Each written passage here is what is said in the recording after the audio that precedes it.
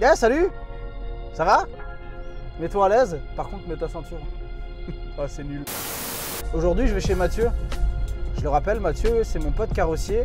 Et on va aller chez lui aujourd'hui parce qu'on va faire peindre un petit élément de la voiture. Parce que voilà, hein, ça me saoule d'avoir cette baguette noire là qui vieillit vachement la voiture.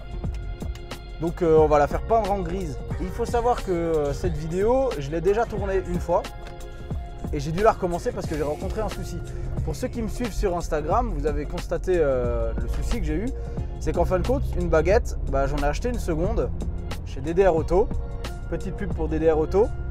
Du coup, pour celles et ceux qui connaissent pas encore DDR Auto, laissez-moi vous expliquer ce que c'est. DDR Auto, c'est tout simplement le paradis de la pièce d'occasion BMW. Vous pouvez le contacter directement sur Facebook ou en tapant dépannage du RID dans votre moteur de recherche. Il vend toutes pièces BMW, que ce soit au 46, au 36, au 39 et j'en passe, carrosserie, habitacle ou même moteur, il a de tout et fait des envois dans toute la France. N'hésitez pas à le contacter de ma part, il vous fera un geste commercial. Toutes ces voitures viennent d'une autocasse, du coup il les rachète pour pouvoir les revendre au détail. C'est un peu comme si on avait une casse spécialisée BMW quoi. J'enregistre cette voix off le 7 février 2021 et en ce moment il possède une sublime série 7 dans un état exceptionnel comme vous pouvez le voir. L'ancien propriétaire s'en est débarrassé pour pouvoir toucher la prime à la casse. Donc si vous cherchez ou connaissez quelqu'un qui cherche des pièces de série 7, c'est une occasion à ne pas louper. Voilà, c'est une 728, toute option avec toit ouvrant, siège électrique chauffant et massant, téléphone d'origine, écran d'origine, plage arrière avec volet électrique, xénon, coffre électrique, commande au volant, donc voilà. Une vraie toute option avec les pièces en super état. Offre valable dans la limite des stocks disponibles. Donc je suis allé chez DDR Auto, merci encore DDR Auto. Je suis allé chez lui pour lui acheter une nouvelle baguette.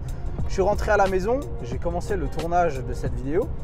J'ai démonté l'ancien et au moment du démontage, je me suis rendu compte qu'il y avait un petit souci au moment où je voulais remonter le nouveau. Donc comme dit ceux qui me suivent sur Instagram ont constaté le problème, pour ceux qui ne me suivent pas, voilà quelques petites images d'archives où je vais vous expliquer le souci. Alors voilà le problème. Bon du coup alors j'étais censé faire une vidéo où je démonte et que je change ça, parce que du coup j'en ai acheté une grise en excellent état, c'est cool. Mais regardez le problème, j'ai tout dévissé, j'ai tout fait bien pour le démonter. Regardez le système et l'orifice.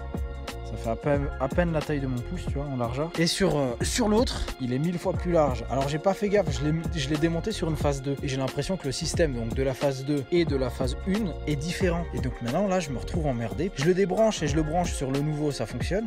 Mais l'orifice est pas assez large pour accueillir ce gros système. Donc je disais, je sais pas si vous avez déjà fait une opération comme ça. Mais je pense que je vais devoir aller m'équiper pour agrandir cet orifice là. Faire ça proprement, mettre de l'anti-rouille pour que je puisse installer celle-ci. Ah oui, parce que l'idée de base, c'était de mettre le système de la baguette de la phase 1 dans la baguette de la phase 2. Mais j'ai pas l'impression que ça se démonte. Alors, un abonné m'a conseillé de démonter juste cette partie-là. Juste cette partie-là qui s'enlèverait. Mais effectivement, ça se démonte. Mais difficilement. Okay. Bon, bah c'est pas grave, hein. Je le recollerai et je ferai en sorte que ça se voit pas trop. Hein.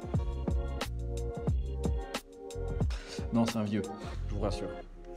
C'est un vieux qui traînait, du coup j'ai essayé sur celui-là. Mais c'est beaucoup trop dur et je vais pas m'embêter.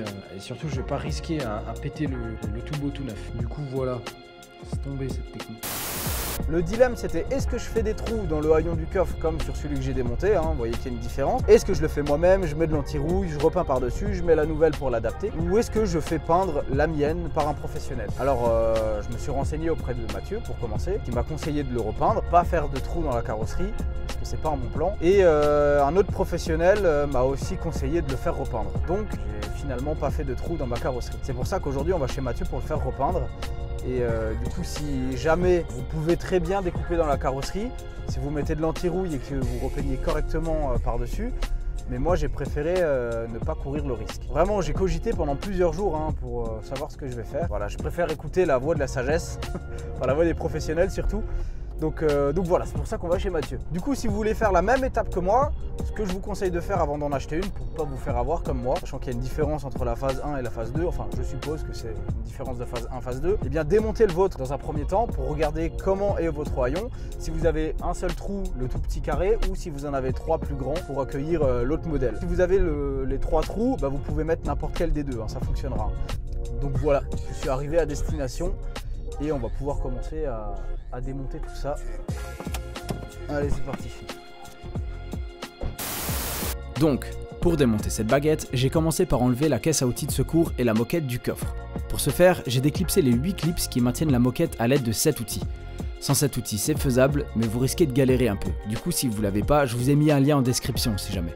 Pour le démontage des clips, voilà comment faire. C'est tout simple, mais allez-y avec délicatesse quand même, on sait jamais, on n'est pas à l'abri d'en casser un. Pour la caisse à outils de secours, j'ai utilisé un simple tournevis cruciforme pour dévisser les 2 vis dissimulées dans la moquette. On enlève le tout et on peut accéder à la connectique de l'ouverture du haillon pour la débrancher. Ensuite, à l'aide d'une clé Torx taille T20, j'ai dévissé les 4 vis qui maintiennent l'ensemble de la baguette.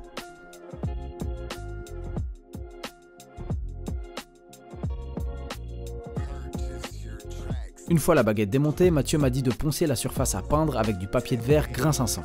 Ensuite, j'ai oublié de filmer le plan où j'ai nettoyé la baguette parce qu'il faut surtout pas qu'elle soit poussiéreuse, du coup j'ai utilisé un chiffon microfibre humide. Et pour finir, j'ai protégé avec du scotch papier toutes les zones de la baguette à ne pas peindre. Voilà, après Mathieu a pris la baguette, l'a peinte, maintenant elle est toute jolie. Merci encore Mathieu. Bon bah du coup il fait moche. Du coup je me mets un peu à l'abri quoi. Bon. Bah ça y est, c'est repeint. Tu vas voir. Alors, c'est lequel? Hein? Celui-là? Celui-là. Elle est bien la couleur. Hein. Ça claque. Bon, c'est celui-là. Celui avec le câble. Du coup, le remontage, c'est la même chose, mais à l'envers. Hein. Bah, allez. Est-ce que je ferai pas une ellipse? Voilà. Ah ouais. Ah ouais, c'est vachement mieux. C'est vachement mieux. Qu'est-ce que t'en penses?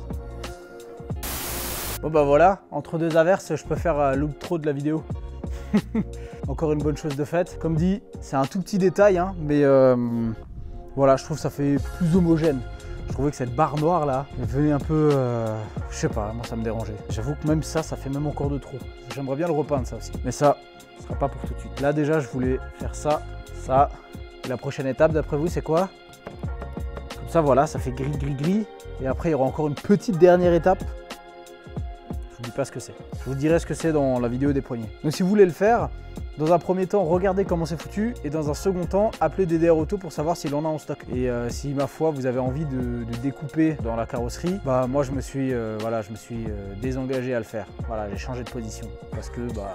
il y a quand même 2 professionnels qui m'ont déconseillé de le faire. Même si j'ai acheté de l'anti-rouille et de le faire avec un outil adapté et tout, c'est jamais conseillé de couper dans de la carrosserie, donc voilà. Voilà mon conseil.